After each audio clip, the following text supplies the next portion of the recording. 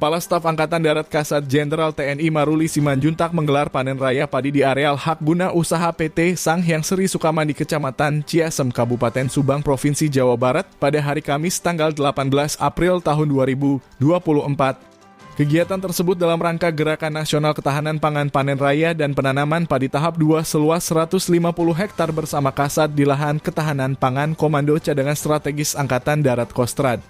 Mengawali acara ini, Direktur Utama PT RNI Persero atau Holding Pangan ID Food France Marganda Tambunan dalam sambutannya menyampaikan bahwa pemerintah saat ini fokus kepada 3 sektor yaitu energi, kesehatan, dan pangan.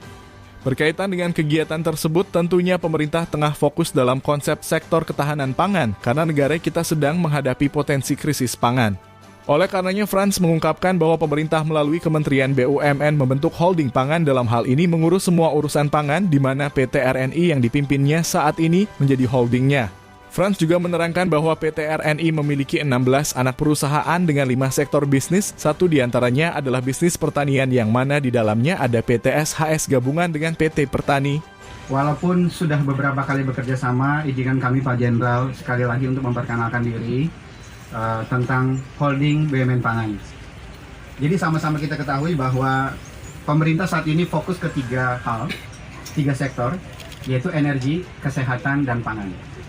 Nah, untuk pangan kita juga tahu bahwa ketahanan pangan ini menjadi concern pemerintah karena sekarang kita menghadapi potensi krisis pangan.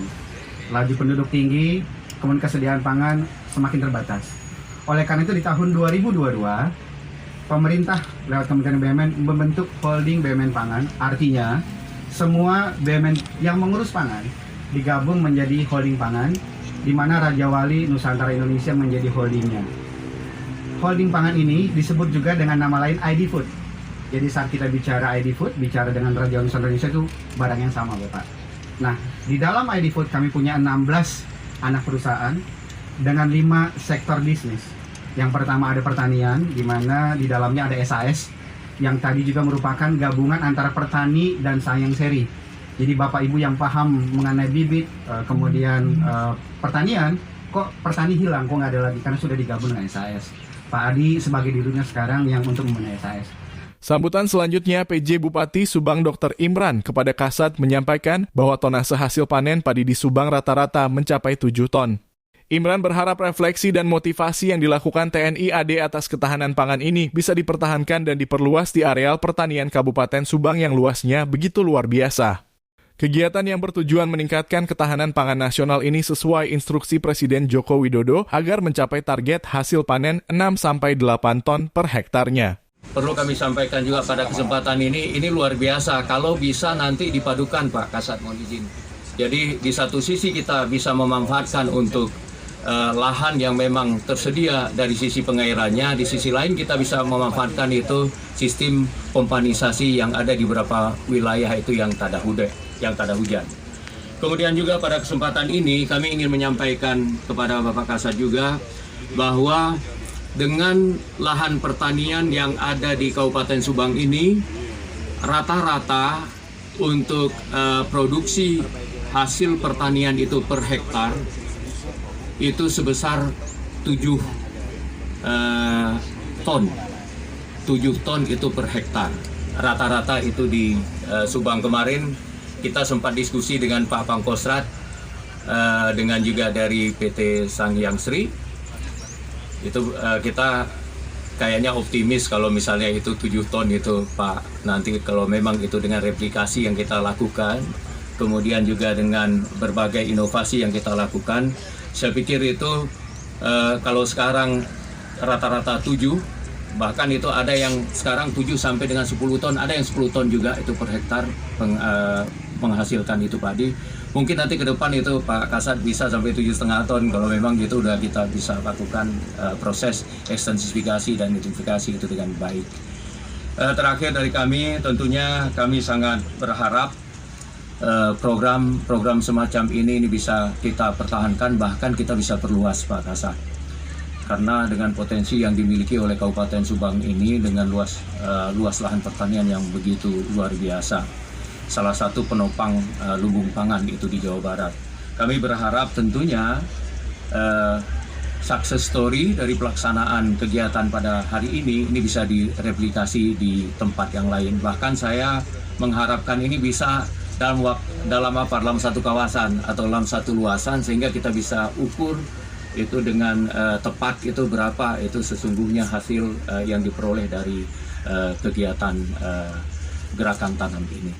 Dalam sambutannya, Jenderal TNI Maruli Simanjuntak mengatakan bahwa dalam giat peduli ketahanan pangan tersebut, prajurit TNI AD ini bekerja sama dengan seluruh kelompok tani PT SHS juga dengan stakeholder di wilayah setempat.